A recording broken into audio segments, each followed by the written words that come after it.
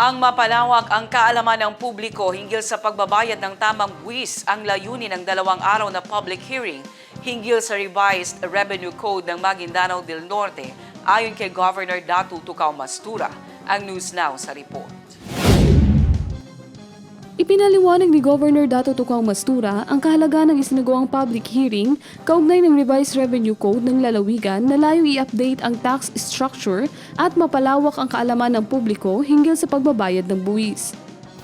Our place is already peaceful, so wala nang rason na hindi magbayad yung tao dahil pwede na sila magtanim. Noon kasi ang rason hindi bumabayad dahil magulo, so wala silang kinikita sa mga lupa nila. So this time I think pwede na silang bumayad kasi wala nang gulo eh.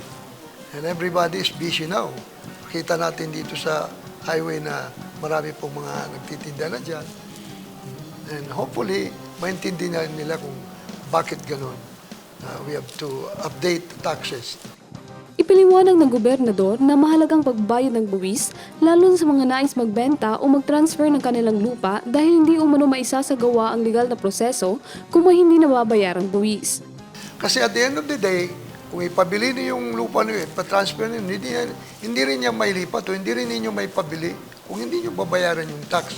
So it's better na bumayad na lang para unti-unti kaysa mga hominides tapos ang laki-laki ng bayaran. 2 araw ay kinasang public hearing ng Sangguniang Panlalawigan ng Maguindanao del Norte na pinangunahan ng mga miyembro ng SP sa ilalim ng pamumuno ni Vice Governor Dato Marcial Sinswat. Na hindi po biro ang gumawa at mag-update ng isang revenue code. Kailangan dito ang tamang balance paano makakolekta ng pondo na hindi nagiging pabigat sa mga tao.